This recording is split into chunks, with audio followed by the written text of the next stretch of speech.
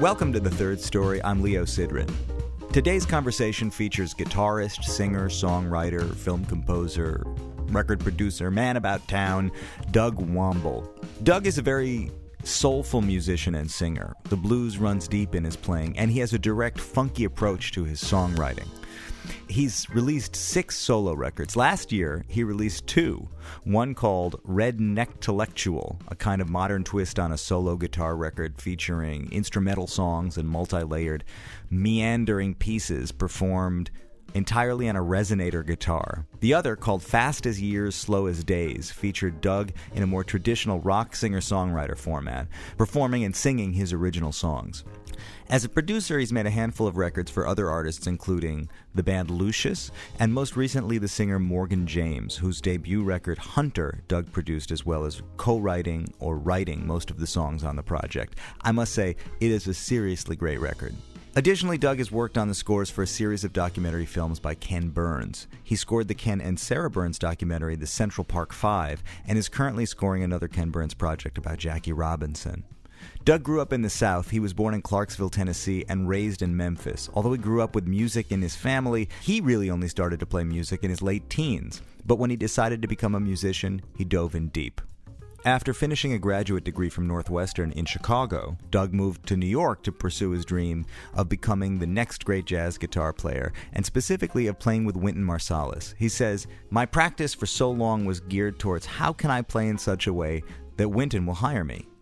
And apparently it worked, because soon after moving to New York, Doug recorded with Wynton and also started working with Madeline Peyroux, Cassandra Wilson, and Steven Bernstein. In our conversation, Doug talks about what happened after that. He had the good fortune of achieving much of what he hoped to in New York very quickly, only to find that he was still scuffling to pay the rent, still hustling for the next gig. And that's when his career really began to take shape.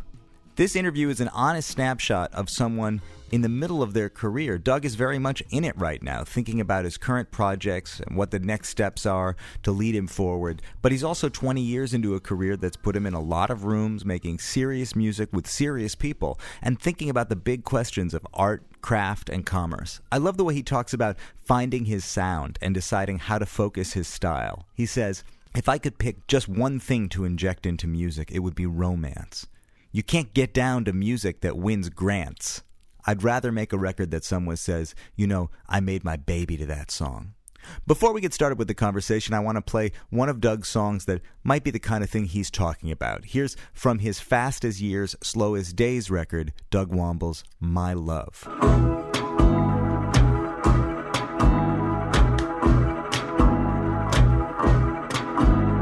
Comes and goes like things we know. It can't be satisfied. Days and weeks and months and years ain't nothing left untried. But if you promise not to break it, the one thing you can shake is my love. Broken bones and wounded souls, they heal in their own time.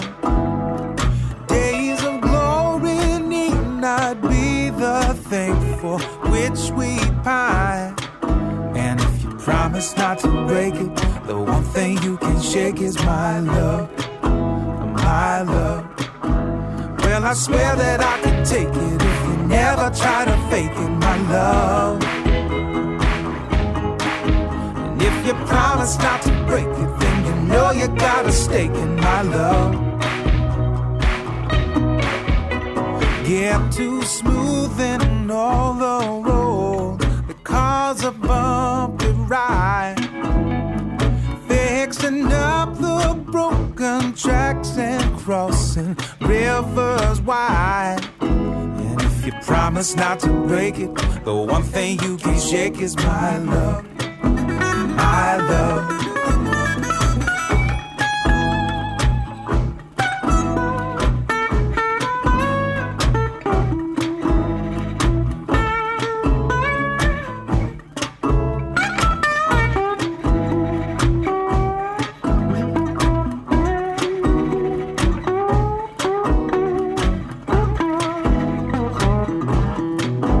Well, I swear that I can take it if you never try to fake it, my love.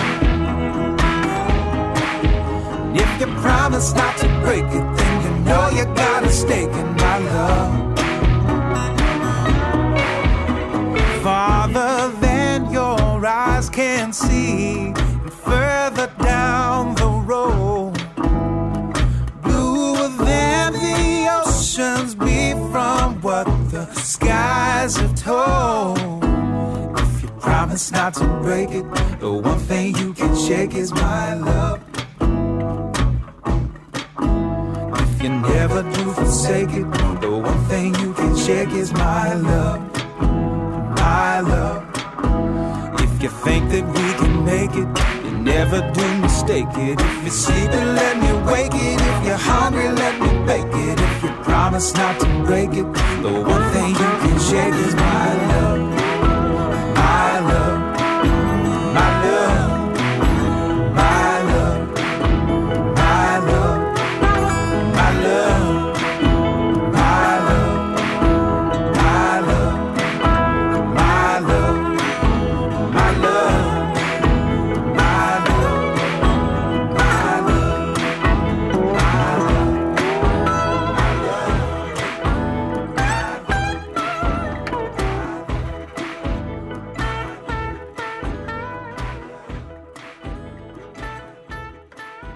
Doug Wamble, thank you so much for joining me today. Pleasure to be here. Long time no see. How long have you been doing the podcast? It's a year right now. Wow. And in a way, it was an excuse to just get together with some friends and also with people that I just haven't had a chance to hang with that I wanted to. I feel like you're having a little bit of a moment right now. I hope it's true. And it seems like since we met, I don't know, half a dozen years ago, and you were, at the time that we met, you had a young child and you were home more and not hanging as hard and not able to be out. And subsequently, you've taken some really thoughtful steps in your career to kind of define it in a new way. Yes. From the outside, it certainly seems like it is leading to some really beautiful things. It has. It's been really great. You know, I've been in New York now for 17 years. I've always been a very goal-oriented person, so I came here for very specific reasons. If you talked to me in 1997, oh, hey, Doug, what do you do? I probably would have sounded a little bit like Wynton Marsalis, and I would have said, I'm a jazz musician, you know? And that's what I defined myself as. And that was I ate, slept, and breathed jazz music 24/7. I'd get up in the morning, I'd write these extended suites. You know, I've got a box of them somewhere. How old were you when you moved here? I was 11. I'm lying. That doesn't feel right at all. That doesn't feel right at all. I was 24. I had just left grad school. I went to Northwestern. I graduated in 97 and then moved to New York August or September, I guess. So all through a school, was New York the sort of final end goal? Yes. Being in Chicago, I felt like, well, I can stay here and probably make some sort of career happen. And I'd just begun to kind of break in a little bit to the scene. But I just felt like all the people I wanted to play, I mean, I wanted to work with Wynton. I wanted to work with Cassandra Wilson. I wanted to be a part of whatever it was that was happening here, you know. And there's been something happening here for 300 years. So it's like, it's where you come if you want to do this. So I did it. I came to New York. I did wind up getting to perform and record with some great people that I intended to work with, and it was really great. I had a wonderful time doing that. I was very lucky to be on the road for a while. What was your musical identity like before you came here? I started a little bit late. You know, to roll back a little further, like I didn't really start playing. I knew like 3 or 4 chords on the guitar when I graduated high school. Yeah. You know, so I wasn't really a guitar player, but I started as a recording technology major in Memphis State. Realized very soon I didn't have the ears for it. You know, it wasn't really my thing. Although I think maybe I could have done it now that I didn't have any experience, you know. But Memphis had a lot of great musicians. I took some lessons with Calvin Newborn, who was the brother of Phineas Newborn, and he was a great guitar player. I played with this amazing organist singer named Charlie Wood. You know, I was just thinking about him before you came over. I was going to ask if you knew him. It was my first band. We had a band called Memphis Underground, and he was a songwriter even back then. Even though we were mainly playing covers, but he was my hero, man. Still is. I mean, I love that guy. You know what's amazing, man? Mine too.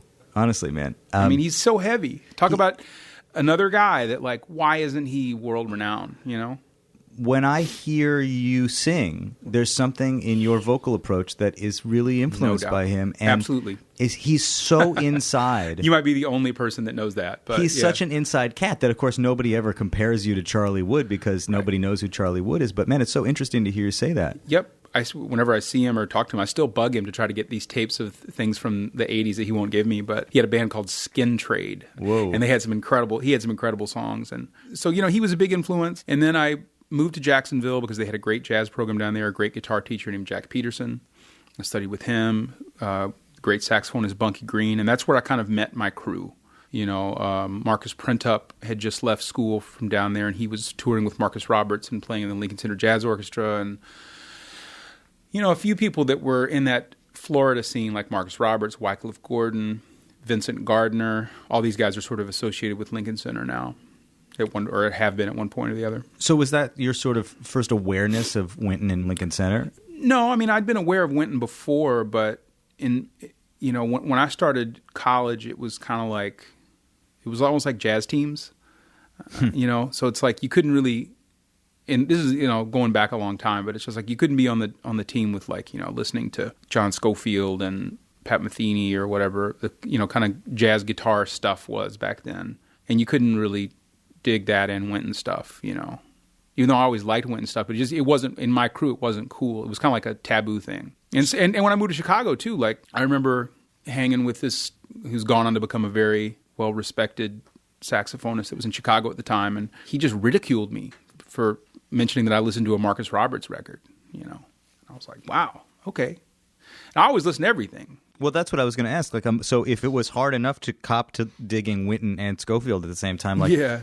What about saying, and I also dig rhythm and blues and rock and roll? It just didn't come up, To me, that was just something that you did. If you were a professional musician, this is something I'm on a bit of a soapbox about, but tying it to like the modern day New York, most of the musicians that are here and the way that the jazz scene has evolved, it's completely moved away from being played by people who've ever worked as musicians, like, and had just had to do things like go out and just play James Brown tunes, play top 40 or whatever it is, and be able to just go play a gig that has, play standards for 3 hours and play music that's enjoyable for someone other than your fellow new school classmates.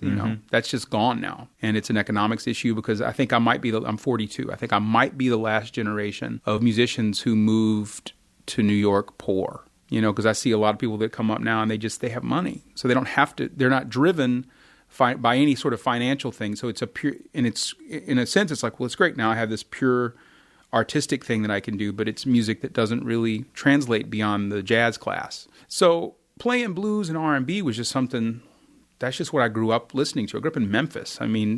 Al Green and Elvis and Johnny Cash and Robert Johnson and all this stuff was just kind of in the ether. It's just around, And when I started getting into music, that was always sort of a foundation for me. What got me into jazz wasn't anything from the 80s or 90s. It was, and I heard Charlie Christian, which is weird. I was a clarinet player, and someone said you should check out Benny Goodman, and I was like, well, okay, fine, I'll check out Benny Goodman. I think it was my grandfather. He's like, oh, Benny Goodman was great. I was like, okay, great. So I check him out, and I just happened to get the record with Charlie Christian, and I was like, that dude sounds like B.B. King and T-Bone Walker, but like faster, and but the vibe of it to me sounded the same, even though he was advanced and he's playing all this really complicated shit. But it sounded like the blues. It sounded like something. I was like, oh, I like this. And that's why I always gravitated towards, of people of my generation with, Metheny and Scofield and Bill Frisell and John Abercrombie and Mike Stern, these guys. I always gravitated towards Scofield because to me, he's the cat that's like the deepest pocket. He has the deepest pocket. That's just not, it's not really up for debate. He has the deepest pocket. And I love all those guys for different reasons. But he's the guy that's like the funkiest. And so that's why I gravitated towards his music. And he was just coming out with his Blue Note period with Joe Lovano and those records, and I was just devouring them. Time on My Hands was the first one, and that's the one that just like blew me out of the water. I just loved it. And he came to Memphis with his quartet around that time, and I got to meet him, and so that made a big impact. And I was starting to figure it out. And then I saw Wynton's Septet. He came through around then, and I just, when I started getting into early jazz, and it made me hear bebop differently. When I heard Wynton, and I was like, man, he's like the only guy that kind of treats Louis Armstrong with the same reverence as Charlie Parker. And I always thought it was like, to me, it never made sense when people kind of talked about Louis Armstrong like, oh, that's cute. I was like, have you really listened to how heavy he is? You know, and of course, it's an accepted fact, but it's still not a lot of people really give that the same serious study that they do Bird or Sonny Rollins or Clifford Brown. Sure. Because it's kind of harder. In a sense, it's kind of harder to internalize his rhythm and his whole thing than it is if you checking out a killer bebop solo. It lines up pretty well on a grid, and you can figure it out, and you can get what you can, and it's amazing. But I've always found it interesting that like Wynton really knew that music, and he really internalized music before 1940, and made that a part of his whole palette. I really liked that. And I loved his writing. I loved his grandiosity. He'd write like a 3-hour song about New York and a piece about New York. I loved that, and I did that. My senior recital in North Florida was like a 45-minute nonette piece, and so I was way into it. The idea that Charlie Christian turned you on to the guitar also maybe answers a little bit of this question about why your sound has really been a very acoustic sound for a long time. Like maybe there was something in that really old school tone, almost semi-acoustic sounding tone that you're chasing, playing more on resonator guitar or playing jazz on acoustic guitar. It's almost like a way to get closer to that old sound. I mean, when I played jazz more, I was just kind of into the timbral response of an acoustic instrument. An electric guitar, it has a wide volume range, but a very narrow timbral range by comparison. You can get a lot of sounds out of an acoustic guitar, just on its own, which I really liked. But, as I started veering off into the singer-songwriter world, I love my telly. I love the sound of Teenie Hodges and Steve Cropper, and that's a big part of Albert King. It's a big part of where I come from, and I love that sound. So I love the sound you get out of an electric guitar too. So I feel like I've had a very unique experience in New York. I mean, being able to sort of experience the last little bit of the tonic scene that came from the Knitting Factory and playing with some of those guys, getting to work with Lincoln Center. It's given me a really big tonal palette and a big experience palette to draw from. And where that leads me today, if you had told me when I was 25 and moved to New York, it's just like, okay, well, you're going to be doing this and writing for films and producing a pop record. And I was like, well, no, because that's not what you came here to do. That's not what I set out to do. But when I saw the sand shifting to where my first record deal with Wynton Marsalis' label, when that ended, and then I went and I got a deal with a singer-songwriter label, or to make a singer-songwriter record at another label, what it was going to take for me to be successful in that, this agent was going to take me on, and he's like, well, I'll take you on. It's going to be about 230 days a year by yourself in a car playing gigs. You might make $4,000 or $5,000 a year. Maybe. You have to commit to 3 years of just doing it. And I was like, okay, if I was going to do that, I should have done it when I was 25. But that wasn't where I was at when I was 25. So then this is, a few years ago. It's like, I can't be a 37-year-old dude trying to start this, and what am I going to be away from my kid was 4 at the time. I don't want to be away from him, and didn't really work for me. And even then there was no guarantee that would be successful. It's just like, how am I going to, it was tough. Yeah. Over the years, I've been learning how to use a computer more effectively. And I really wanted to get into film scoring. Getting into film scoring led me to getting more skills on using home production gear, learning on the fly. I was able to get a few gigs here and there doing things. And through Wynton, I got hooked up with Ken Burns, which was really great. And I made like a film scoring demo, gave to Ken. I scored 5 scenes from movies I liked. And then time came, he let me do some cues for a couple of his movies, and I'm now working on my 7th picture with them. It's weird, doing this because it's not what I set out to do. But what's the alternative? I had to, I didn't really want to, even though I have the degree, I didn't really want to dive into academia. I don't think that's necessarily, it would take a very special circumstance for me to be happy doing that. And it's very difficult to get a job in New York City, which is where I want to live and raise my son. So you picked up the guitar late, but there had to have been some really developed musical or creative impulse in you to pick up the guitar that late and so quickly put the cloak of I'm going to be a musician on? You know, a lot of kids say find it younger, but it happened to you, and it seems like it happened quickly and intensely. I mean, I think I always had good ears. You know, I always had... What were you going to do? I mean, what were you into, if not playing music? I knew I had a path. I knew that if I got a business degree, I could work at the bank my mom was working at the time. I could get a job there and have, you know, and that path seemed pretty... I could see really far down there. I was like, okay, I'll get an MBA and then I'll go to work at the bank and I'll marry some woman with 2 first names, like Mary Pat, and we'll have a house and I'll be a youth minister at the Baptist church, you know. And it's just like, that was kind of... What was the role of the Baptist church when you were growing up? Well, you were there Sunday morning, Sunday night, and Wednesday night, minimum. You singing? I sang a little bit. I ran the soundboard as I got a little older. My mom was the pianist. My grandfather was a deacon. He also played. There were no guitars in church, really, but he played guitar. He passed several years ago, but I have his old Gretsch and his old Sears amp.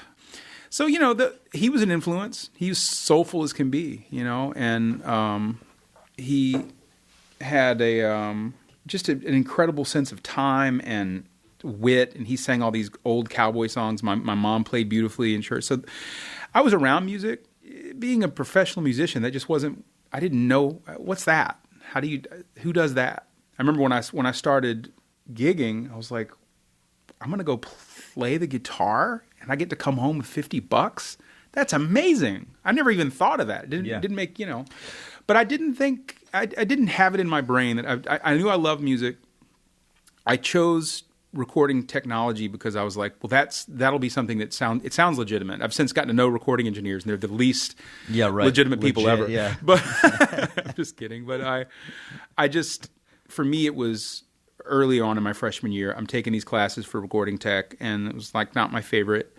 And my mom took me to see Harry Connick, and Russell Malone was playing guitar, and I was like, oh man, that's what I want to do. And that's when I threw myself into it hardcore. I was just like, I wasn't in a frat. I didn't drink.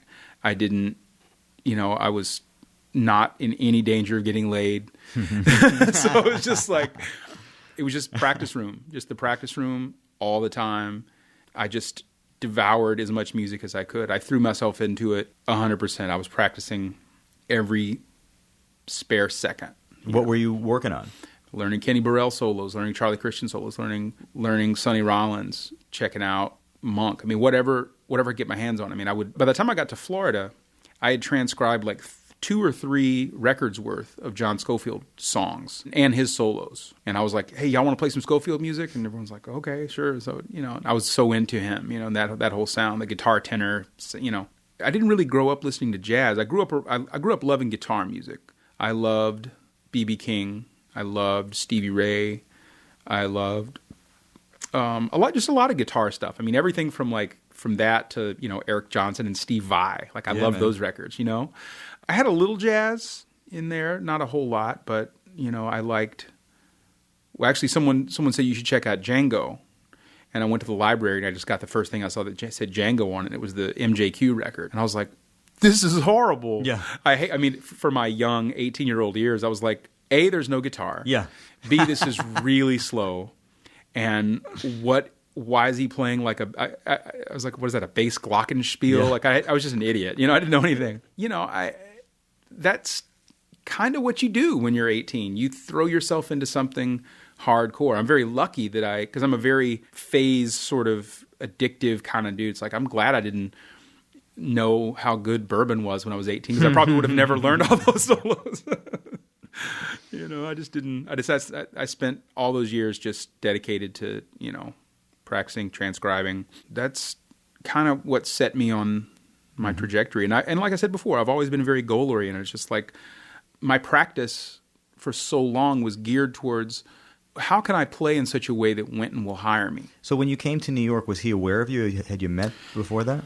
I had sent him a cassette of one of my concerts, you know, with a piece that I had written that was very influenced by him, obviously. And I sent it to him, and I, you know, snail mail, and I gave him my address and phone number, everything. And one day he called me, and it was like the scariest thing ever. I was, you know, like maybe 22, I'd say. And And I answered the phone. He's like, yeah, is this Doug Wamble? And I was like, yeah. And he's like, yeah. We're listening to your music, and he was very complimentary. When he came through Chicago about a year later, I played the two trombonists in the band at the time. Two of them, Wycliffe Gordon and Ronald Westray, they had a record out. So they did a gig in Chicago the night before the big Blood on the Field slavery oratorio. And so I went down to their gig and I sat in, and Wynton gets up and plays on a blues, and obviously, like he's ever sounded bad. He sounded incredible. And I'm standing next to my friend Marcus Prennup, and he's like, all right, you're next. So I just walked out on stage, walked with the microphone with an acoustic guitar, and played like a slide guitar solo. So I come back over after I finished playing. It went over okay, and I came back over, and Wynton's like, yeah, man, I don't like guitar players. And I just stood there, and I'm just like, my heart just fell into my big toe. And he's like, but you a bad motherfucker. I was like, oh, shit. So I kind of got a little validation, which... we all need that in our 20s. And I sent him some more music, and he was always saying, man, when you get to New York, look me up. So I got to New York. Within a few months, I'd done a couple of gigs, and then I think I got to New York. I had a very good year. The first year was amazing. The second day I was in New York, I booked a tour with Madeline Peyroux, opening up for Sarah McLachlan, going on the road, making like $1,000 a week, which I'd never seen that much money at once. I was like blown away. What was that band? Just the two of you, or was me and Madeline and Peter Eklund on cornet? Just a trio opening up for Sarah's tour, which was a big tour. I didn't know who she was at the time. I learned very quickly how incredible she was. But I did that. A couple of months after that, I did my first record date on Blue Note with Cassandra Wilson, Miles Davis tribute. And then just on about my 1-year anniversary of living in New York, I recorded a record with Wynton. And so there I was really faced with, okay, you've just achieved all your goals, basically. Now, it's not like achieving my goals was going to buy me a condo on the Upper West Side, but I was at least avoiding a day job and making a living and playing with exactly who I set out to play with. As with most achievement of goals, they're never quite like you think they're going to be, my experience recording with Cassandra was tumultuous. I mean, she was amazing, but like some of the other people in the circle were like not receptive to me. Like, who is this guy? No one knew me. I'd been in town. I'd known her for a long time because she was one of the guest artists at my college. Uh-huh. So I sort of kept in touch with her, and that's how I got put on that. And with Wynton, it's a political thing. There's all sorts of agendas when you got 20 people in a room, but still I did it, and that felt good. And then I was sort of faced with like, well, now what do I want to do? And I was like, well, I want to have my own band. So I started, focusing on that. What was the music of your own band at that time? I worked 3 nights a week with a trio in Midtown, and it was like guitar, bass, drums, and our whole thing was like a guitar version of a Majamol. So we had our own little cues and our standards and our arrangements and everything. And then I had this band that was sort of a rotating lineup that a lot of times featured Charlie Burnham, and we'd play at Tonic. And it was free, but kind of Delta blues. I was saying it's kind of like Ornette meets Robert Johnson. That was kind of what I was going for. But I was developing it and figuring it out. Then I had this other band that was like super complicated and very influenced by Branford's quartet. Mm-hmm.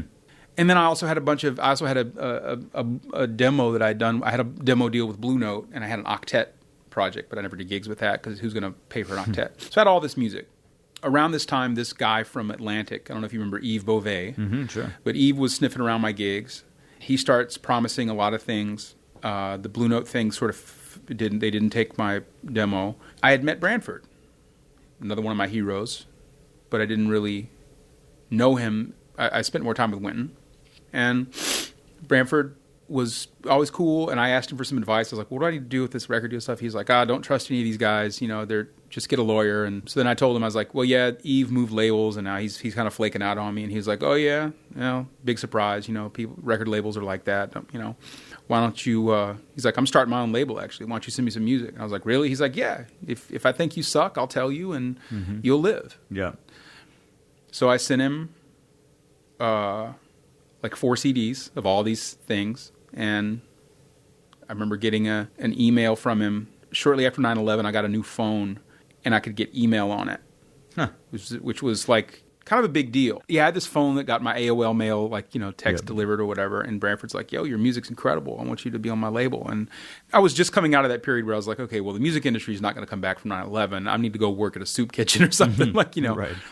And it was great. I got to make a couple of records, and I got a booking agent. I went on the road. And the guys in the band were all guys from Florida that I went to school with. And the bassist and pianist have since moved to New York. The drummer stayed in Florida, but kind of meandering this a little bit back, I still play with those guys today.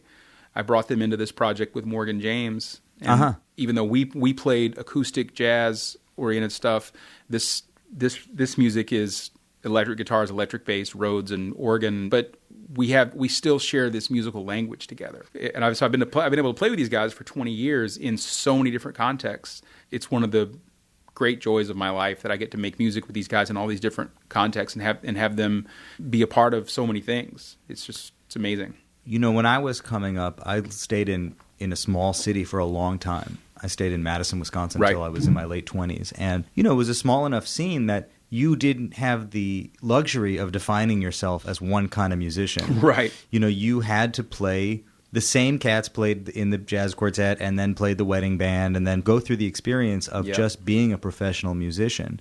So that for years after I moved to New York, when I did have a film score or a little record thing to do, I'd go back to Madison and call my friends because I knew that they could do it. We understood how to communicate with each other. The shorthand goes a long way, doesn't it? It's beautifully said, man. Those first people, the first kiss is the sweetest, man. You know? It's remarkable. I feel very lucky, you know, that I've had these relationships that have gone on a long time in music that, you know, have been, you know, sometimes you meet people and you play with them for a couple of years, you never see them again, and those are great too. You know, they're like musical flings. Yeah. But, you know, I get to it's 15 years later, I still get to play with Steve Bernstein sometimes, you know. Every now and again I'll do a gig with Wynton, and a couple of years ago, Branford needed he was doing the music for a Broadway play with Denzel Washington. He needed this song to be in the middle of it, and I got to do that. You meet people, and you develop these things, and then years may go by, but then they're like, oh, that guy, he does that, you know. And I think that's kind of the thing for me, that I do something that's really not for everybody, but I do have this thing that I do that if the need arises, I think people will be like, oh, well, that's the cat. That's the cat. Let's call him, you know. I saw another interview that you did where you very quickly mentioned the idea of not being a musician's musician, is what you said. I made a choice not to be a musician's musician, or I'm not a musician's musician, which I don't necessarily know if I 100% agree with, because what you do is so specific to you in a lot of ways. Right. But I do know what you mean in the sense that if the definition of success was I'm going to be the next instrumentalist of the day. That's what I wanted to be. Yeah. I wanted to be, basically when I got to town, it was Kurt Rosenwinkel. And I didn't want to play his kind of music, but I wanted to be him. I wanted to be the guy that every guitar player was like, man, we got to go check out Doug Wamble's gig. Yeah. But I don't play that way. And I don't play in a way that's immediately going to be like, whoa, or you know, like this impressive kind of thing.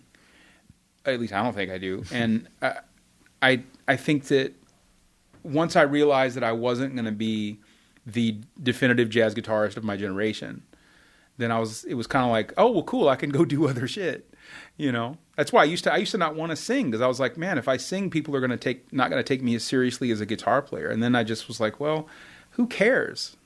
I like singing, and it's fun, and girls like it when you sing. So I like that. There's a weird thing with musicians and singing, right? And it's interesting too that, you know, you mentioned Harry Connick, and before that Louis Armstrong as two people that really turned you on. And Nat King Cole, heavy cat. So were you kind of overtly not singing then in the early part of your time in New York? Well, before I moved to New York, I was making pretty good money playing gigs at weddings, singing standards, you know, and I was fine with that. And I didn't sing a whole lot when I got to New York. It wasn't until, I guess, about 99 was when I started playing with Bernstein. And he would have me sing a couple of tunes a night. And then when Melissa and Alan started giving me gigs at Tonic, you know, I would sing some blues stuff there, and again, I was sort of finding my little niche of just like, you know, playing with some of those people from the downtown scene, playing with Charlie Burnham, and he's like free and rootsy, and it's like, well, it seems like there's something to do here. There's like some kind of, you know, I always heard that Delta blues sound in Ornette's music. So I was like, well, how can I fit that into what I want to do? And I started singing more, and then people liked it, and I was like, oh, okay, cool. I guess I'll do more of that, you know. Yeah. And I started taking it a little more seriously. I was married for a while to an opera singer, so she hooked me up with a great voice instructor, and that was so I studied a little bit, and that's been great too. So it was definitely something that I started doing more, and then that, you know, I'd always written songs. I used to write sort of almost like American popular songbook kind of things, and some and then a lot of stuff, speaking to Charlie Wood earlier, a lot of Mose Allison, Charlie Wood influence kind of songs that were like in that sort of realm, but like songwriter stuff, but very jazz influenced. And then as that period sort of came to a close, and I was like, well, now I have, you know, my gigs at the time, like I used to play solo gigs at Barbez, I used to play solo gigs at Rockwood, and I was just like, well, what am I going to play? And I started writing songs. And I was like, well, you know, I'm not really bound by a jazz band format or a quartet kind of thing. What's going to be an improvisational vehicle? Let's start working on writing songs. And I've always been a huge fan of the band and Jeff Buckley, and I mean, so many songwriters that had nothing to do with jazz that I love what they did. And I started doing more and more of that, and I was like, oh, there's this whole other side of me that I didn't really know was there. Mm-hmm. And Adam Levy started the Song Club, where he, you know, a lot of people have done this, but it's like, you know, he sent out a lyric, all people in his group write a song. And I mean, I did over a year, but I did 52 songs in a year. I think I was the only one who did his club complete. Yep. I did, I think, about 10 weeks after that before he kind of shut it down. But I wrote all these songs, and I was like, oh, this is like a whole other thing that I can do. A couple of those wound up getting appropriated for this record I just did with Morgan last year. Huh. And then she and I wrote a good portion of it as well. So it's just, that's been kind of a strange thing to like go from spending my days working on a Sonny Rollins solo. Now I'm going to spend my days working on, well, how can I make this bridge better of this song? You know, like. Do you think that the club, like, do you think you'd be able to do that without the outside stimulus of just saying, like, I'm going to write a tune a week? It's just interesting. I've talked to other people that do these song clubs, and it's kind of like they all inevitably walk out with a record written. You know, essentially say, oh, yeah, really open me up to my own songwriting identity. Yep. And then you're sitting here with, even if half of them are good, even if a third of them are good, even if a quarter of them are good, you know, then you got an album's worth of material. Yeah. I've always said to myself, I don't need to join a club to write a song. But, like, maybe there is something. It's almost like applying a little bit of the good values of being in school. Yes. It's peer review. You want to – there's competition. Mm-hmm. You know, I said to myself when he started it, some weeks I didn't do it, some weeks I did. And then when it came time for the second edition, I was like, you know what? I'm going to see if I can do this. I was also in a point in my life where I was in a lot of transition, just going through a divorce and all this stuff that was like changing in my life, a lot of uncertainty. And I was like, you know what? I'm going to just mine this and really use it as an outlet. And it was a challenge to myself. I was like, okay, well, I'm going to see if I can do this for a year. And let me tell you, some of them are bad. Some of them are horrible, but some of them are really good songs. Yeah. You know, so it's like, but I do find that I can get myself motivated pretty well. I always tend to write songs in spurts, you know. But if I keep my list of, sometimes it's just a list of titles, or sometimes it's a list, you know, just voice memos, and I've got a hook ready to go, and it's just a matter of when is that going to focus itself into a song. But I'm also pretty good at assignments. And I can pretty much sit down. This is another thing that's really, it's a blessing and a curse. But like when I sit down and play my instrument, I can go anywhere when it comes to figuring out chords and melodies. Like it's, you know, I'm not limited by 4 chords. So that's a blessing and a curse. Sometimes I limit myself to 4 chords because, you know, it's like ease up there, you know, Coltrane. Try to simplify stuff. But it's helpful to have this breadth of knowledge that when I sit down, especially when I co-write with people who don't play an instrument, that's when it's really useful to like have a lot of knowledge. The point is, what are we going to communicate? And, you know, when you listen to any number of tenor saxophone players that just play perfect through every complicated chord change and shifting meter and all that kind of stuff, and it's almost like dodging landmines. I'm amazed totally. At it. It's beautiful. But, you hear that, and then you listen to a guy like that maybe isn't as proficient or at doing that kind of thing. Like I don't know that Sonny Rollins could sit down and play every song on a Chris Potter record. But you listen to the melodic invention of Sonny and his sound, or listen to what Ben Webster played. No one's going to be blown away by Ben Webster's harmonic heaviness. But why do I want to listen to that over and over and over again? It's because he's able to communicate romance through his horn. If I could pick one thing to inject into music, it would be romance, you know, because it's just when we're dealing with there's nothing romantic about that. No one will ever have sex to that music except maybe the guy who wrote its girlfriend, and and only because she's being nice. But you are not going to get down to music that wins grants. It's just not going to. And I'd rather make a record. If someone said, you know what, I made my baby to that song. Man. I would much rather do that.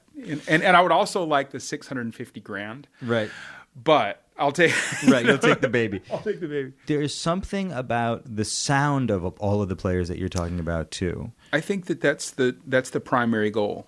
And you mentioned Ben Webster. One of the teachers down at University of North Florida, he left due to illness before I got there. His name was Rich Madison. He was an incredible euphonium player of all things. But I did get to spend a little time with him, and he had recorded some big band stuff with Ben. He did a record with Louis Armstrong, actually, with this band called the Dukes of Dixieland. He had a lot of great stories. He played me a tape of Ben talking to a big band at a rehearsal, and he's like, "What's the first thing you notice about someone?" And when they play, and someone says, "Oh, their lines," and he gets a couple answers. He's like, "Oh, their time." He's like, No.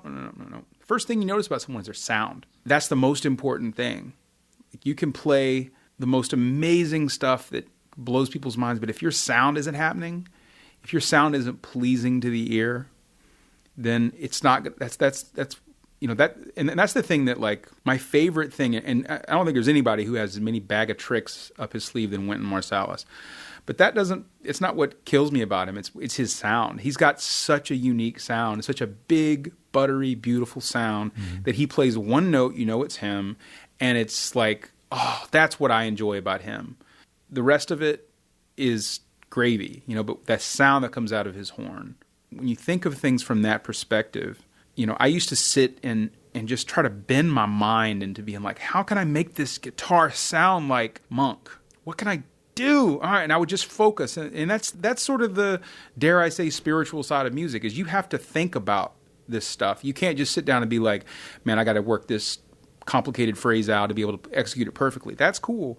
But if you can sit there and just be like laser-like focus on, how do I make this D sound big and round? Where do I need to pick the string and hit it, and just the spirit you bring to it? Which finger am I going to use? Like that micromanaging is where the beauty comes out, and that's where you find things about yourself. Yeah, And I've tried to apply that to everything I do. I think it's not, it isn't easy. I mean, you said something earlier. It's funny you say that, because I seem to be having a moment, because it's been a crappy couple of years for all of us in the industry. It's taken a huge nosedive, and we've all had to sort of figure out, well, how are we going to continue to do this in this world? And I think you've got to be able to be realistic and learn new skills, but you also just kind of have to stick around. It's kind of a game of attrition, If you just stick around and you're good and you keep your skills up, you'll find something that's cool, And I think it's that thing about keeping your skills up. When times are tough, that's the hardest time. Oh, man. To pick yourself up and go, what am I going to work on now? I've been in times where I've got no gigs on the books. I would pick up my guitar and be like, what am I practicing for? I've got nothing to practice for. You practice because it feels good. It's the same way that, you get up and you go to the gym. You may be tired, but when you finish, you're like, oh, man. So glad I did that. Yep. I'm so glad I did that. This weekend I had a very rare time where my son was out of town, my girlfriend's out of town, so I've got the whole place to myself. I didn't leave. I just sat there with a guitar, and I practiced like 6-7 hours each day, and nothing makes you feel that good. I sat down and just learned songs and practiced, and that's the reward. The end of the day is the reward. And also last night, Downton Abbey. I rewarded myself. Yeah, with good for watching you. that. Funny, you were watching Downton Abbey, and I was watching Central Park 5. Oh, wow. That was such a heavy thing. That was that's the first film I did front to back. It was a tough thing to watch, tough thing to be just aware of, and just to be in that story so much. To be in that story so much, and just I've thought about those guys so much lately. I mean, it's obviously a different set of circumstances, but just where we're at, with Ferguson and Eric Garner and Tamir Rice and the things that are happening in our country, and you realize this stuff with the Central Park 5 happened 25 years ago, and Barack Obama didn't solve everything. It's tough, man. It's tough to think about what it's like to. I think about parents, and I think about my son's friends and how some of their parents have to educate their kids about things that I'm never going to have to educate my kid about. It's not really how it's supposed to be, I like that my son has an awareness of things being a New Yorker, at age 9 that I didn't have till I was 25. Mm-hmm. I just also love that people like Ken are out there making movies like that kind of are not always comfortable, and they're hard to watch. I'm working on a Jackie Robinson movie now that's also just, it's not fun sometimes. Seeing what these people had to go through just to have basic lives. And that was before I was born, before you and I were born. I mean, just a few years before we were born, it was perfectly okay to hose down people in the streets of Alabama. And the government sanctioned that. I'm glad that's not the case anymore, but man, we still got problems. And the Central Park 5 is a great example of that. What was the racial scene like in Memphis when you were growing up? It was very segregated. Schools were obviously integrated, but it was very, black kids and white kids didn't hang out much. It was a little bit of a charged time in the early 90s. They had just converted Lorraine Motel into the Civil Rights Museum. The Nation of Islam was having a little bit of a presence there. The late 80s, early 90s were a politically and racially charged time. So Memphis was obviously no exception to that. It changed a lot. When I go back now, it's good in some ways, bad in others. Like the black kids and white kids now hang out together. The sad news is that they all hate the Mexican, Guatemalan, Salvadoran immigrants who have moved into the part of Memphis where I grew up and transformed my old neighborhood. They've bought all these houses that I grew up in a very small little house in a pretty lower middle class neighborhood. They've bought these houses, turned them into like family neighborhoods. They've opened up businesses and done all these amazing things. Sounds nice, yeah. It sounds great. It is great. But people are, right. It's changed. People tend to be more accepting when you raise their property values. Like there's a huge gay community in Midtown Memphis that bought all these crappy houses, transformed it, and raised everyone's property values. And all of a sudden, people are a little less homophobic now that their house is worth more. That's funny. And then what about Chicago? What was your take on Chicago and the racial situation there? You were also there at a racially charged time. Sure. I mean, it was interesting to me because black people and white people in the South, like we think of this as like, it's Memphis, Tennessee. It's this heart of racial intolerance. And it has been. It's where Dr. King died. But it was also like blacks and whites had intimate relationships. There was a more a day-to-day interaction that even though there was often an underlying undercurrent of racism in there was still like this sort of thing, a friendliness in a day-to-day life together and a symbiosis. John Ellis told me he feels still in many ways that he has more in common with Southern black folks than he does with a lot of Northern white people. Oh man, I've heard people say that too. Branford said he's like, I've got way more in common with a white dude from New Orleans than I do like a black dude from Philadelphia. It's just a very different thing. In Chicago, I was sort of amazed at how it was a very tribalistic kind of community. I was in I worked at an insurance company, for like a temp agency, and I used to go every morning. I was like a sports addict. It was in the mid-90s. The Bulls were crazy. So I would buy both newspapers so I could read everything. The blacks and Hispanics, if they saw me reading the Tribune, they were like, that's some white paper. That's that's just some racist paper you're reading. And then like the dude that sat across from me who was like from Chicago, he's like the Bears guy. He's like, what are you reading the Sun Times for? That's like trash. That's for trashy people. That's for like low class. That's for the blacks. The blacks read that. Okay. Yeah. And so people up there in Boston, it's kind of like that. It's like you have like the white liberals who are not hanging out with black people, you know? But down south, you've got like the most racist Republican Confederate flag dude, and he's around black people all the time. So it's complicated. It's really, really complicated. And how did all of that inform your thinking about playing black music? I mean, it was a big deal. It was a big deal because, you know, in 1990, Memphis elected a guy named Willie Harrington, our first black mayor. He was the first vote I ever cast, you know, before the 92 election where I voted for Clinton. I was changing a lot of things, how I felt about race, because it wasn't like I was raised by racist Klansmen or anything. But I was raised to have a certain view of race that wasn't entirely correct. And I was first challenged when I was like in 7th grade. And I was just, it wasn't that I was taught to hate anyone. I wasn't. I was just kind of, there was this tacit understanding that white people were smarter.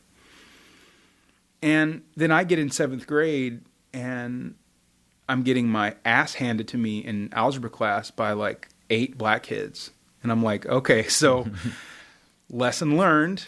That was not right, you know. And then I start seeing that, you know, I've been taught things that aren't correct. Of course, I started looking at, well, man, I love Prince. I love Parliament and Albert King. And so I love all this music that comes out of the African-American experience. So I better recalibrate some of my thinking. And it's, you know, I went through, I think, what's a very unspecial, very typical young white guilt, kind of like trying to figure out my shit, trying to figure out why I feel the way I feel about things. And, you know, I mean, I'm glad my son doesn't have to do that. Yeah. You know, he doesn't have to overcome any of those things. I mean, he has his own things to deal with. He's the only white kid in his whole school, but he's learning things too. He's learning about like the difference between like the kids whose parents are Ghanaian or Senegalese and the African American kids and the Dominican kids and the Puerto Rican kids, and he gets a very broad perspective on it and he understands it, but he certainly doesn't enter into any situation thinking he's better than everybody or smarter or whatever. Do you sometimes look at that and think, even though you've been here 17 years, do you still feel like a Southerner cast adrift in New York, or do you feel like a New Yorker at this point? I feel like a New Yorker at this point. This is my home. I never want to leave. I love it here. I love raising my son here. You know, I love my neighborhood. Mm-hmm. He goes to school 5 blocks from me in Harlem. I'm not really a part of the scene that I came to be a part of. You know, I'm not like hanging out at Smalls every night anymore. You know, I don't do that. But I love the city for what it is, for what it offers, and mostly for the energy. Just I call it the jet stream. I feel like when I'm away from New York too long, I lose my energy center. And when I get back here, I just feel like there's something about being surrounded by 8 million strivers that makes you want to strive yourself. Mm-hmm. And I'm sure I could find that somewhere else, but I just like it. I like it here. I think that is the jet stream is that sort of invisible thing in the air that people don't entirely know how to define. Theoretically, any place other than New York would be a great place to take creative risks because you wouldn't have this constant pressure of being able to afford to live there. And New York, like, immediately for showing up is going to punish you. And yet people don't want to leave it, and it's like there's a sort of a masochistic element to it. But the flip side of that is you get to sort of like be floating in this jet stream. I mean, if we could just figure out how to get 10,000 of us in the arts community in New York to just en masse move to Detroit, we could really make it happen. But 100 people won't do it. It's going to take 10,000. It's got to be a lot. Yeah. It really is going to take a huge exodus to make a scene like that happen. And it's ready, and there's $500 mansions waiting for us. Yes. But we're tied to our, you know. Yeah. But then you walk, you know, just walking over here in your neighborhood here in Park Slope, it's like you walk around, you're like, oh man, this is amazing. I feel the same way when I walk around my neighborhood. I'm like, I love it here. Yeah. I love it here so much. I love the feeling of what came before me here. One of the things that I was struck by when I was watching the Central Park 5 last night, aside from the power of the story, and I think your score was beautiful, the music that you wrote was so appropriate. Thank you so much. And really walks that fine line. I hope you take this as a compliment because I mean it that way, of being invisible when it needs to be, and being present when it needs to be, and just being what it needs to be. Yeah, right. I mean, I think of the film is the singer. I'm just accompanying the singer and serving the singer's best needs, you know, because it's not about, you know, it's not the Doug Wamble show. It's a very serious, important film that I just need to help with the feeling, help with the sound, make it sound right, not play some impressive shit while someone's talking about their brother being wrongfully incarcerated. It's like, how am I going to help convey something? And you also have to walk the fine line. It's like, I don't want this to be too corny. It's really just about serving what the film needs, you know. Did you have any conversations about whether or not you wanted it to sound like it was their music in any way, or an outside observer commenting on the music? You know what I mean? Because there's something kind of interesting about a kind of folkloric Americana approach to us. Not that it's that folkloric, but there's a bit of it. There's a bit of that. And, you know, the main producers, you know, David McMahon and Sarah Burns, they gave me a lot of input just in terms of the sounds they were hearing. You know, they definitely used period music for some of the stuff, but they said, once we get out of the actual time, we really do want to capture something different, you know, and sonically something different. They didn't want a jazz score. They loved the Trent Reznor stuff from Social Network and Dragon Tattoo, I think, and what's that guy, Atticus Ross. Mm-hmm. I mean, that guy, talk about sound. I mean, this is a guy who just Trent. I mean, he has a very limited amount of music that he knows, but his sonic shit is. Those guys are outrageous. The sounds that they're able to come up with, I love. Yeah. I love how they do it, and it's so appropriate for film. You know. Yes. So, and a filmmaker friend of mine, we talk about this a lot. He's like, man, you know, what if? I always had these what ifs. Like, well, what if Trent Reznor knew as much music as, you know, someone else? Or what if Kurt Cobain was like one of the most incredible melodists ever? Like, what if he had all this other musical knowledge? What if Eminem who's so brilliant at putting words together? What if he knew about like the history of poetry, and would he be damaged by that? Would Kurt Cobain, if he knew how to play the guitar better, would he have been worse? Mm-hmm. You know, would he have been as impact? I don't know the answer to these things. I find them interesting, you know. That little tension, it seems to be where you're living. I mean, you called one of your records, I have a hard time saying it, I always miss a syllable, rednecklectual. Rednecklectual, which is sort of like sitting in the cut between the most, when you say redneck, I assume you're just talking about folk, but maybe totally. But sitting in the cut between your automatic self, the person that you are, and then the person that you try to be, or that you cultivate becoming. Well, you know, and John Ellis is a great example of this. It's like someone who is so supremely countrified and so sophisticated and brilliant and an elegant human being, an elegant musician, a sophisticated musician, but also just greasy and nasty. That's always been one of my favorite sort of American archetypes, is like the Southern intellectual, like William Faulkner. You know, I'm fascinated by him. And, you know, people like that are really soulful and country, but who are also smart. Like, that's always been kind of what I want to be. Like, I want to be someone who's sophisticated, but also I don't want to lose those things that are Southern and down home about me. You know, those things are fun. You know? But that question of saying, well, what if somebody who was so much themselves also was cultivated in this other thing? Right. You know, would they benefit or would they suffer for it? Yeah, it's a tough question. I don't really know the answer. I mean, I feel like sometimes if I had abandoned my quest for jazz dominance in my 20s and I just become a songwriter, like, man, maybe I would have had a different path, but maybe I would have had a more successful path or more monetarily rewarding path. I don't know. But the cool thing is, I love looking back now at being a professional musician for 22 years and being like, oh man, I've done a lot of cool shit. What I've been feeling only recently is good about not being new or young anymore. Yeah. You know, that there was a long time where I was still clinging to that and going, well, maybe there's still a chance for me to get this thing to happen. Those are your first dreams, you know, and when you don't achieve them and you get the chance to look and go, but this is what I do have right now. I said, I'm not new, and now I have this new phase of my life that includes all of the experience. Well, my therapist is amazing, and she always, one of the things she drills into my brain is you can't compare upward. You got to compare downward. And every time and when she initially said that, I was like, well, I don't agree. You know, because like when I feel at my low points, I always compare upward. And I'm like, well, if that guy's got someone, like the day I found out that my label wasn't, that Branford's label wasn't going to make any more records with me, was the same day I found out that my label mate, Miguel Zenon, got a MacArthur grant. How do you think I felt that day? I felt about like below scum. I was like, this is the worst day of this is horrible. Yeah. because I was supposed to be the one that was going to be commercially successful and fund these more artistic projects like Miguel Zenon's, Latin Jazz Odysseys.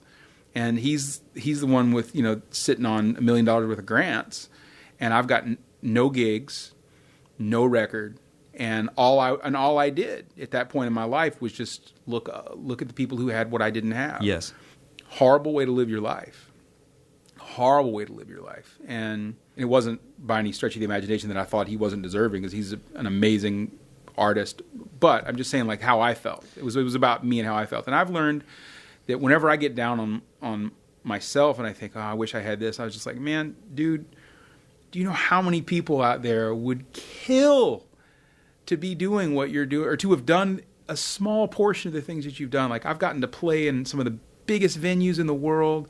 I've gotten to play with some of the greatest musicians in the world. And make great music, regardless of where it is. I've made some great music with some great people. Yeah. And, I've still, in all these years in New York City, I've never worked for anybody else but myself. Yeah, man. I mean, that's a big deal in and of itself. I've never waited tables. I mean, I'm doing all right. Oh, man. That whole thing about comparing up and comparing down really actually leads me full circle to where we started, which is, why I wanted to have these conversations. Yeah. I had reached a point in my life a couple of years ago where I could not feel pleasure for my friend's success. I could only feel pain.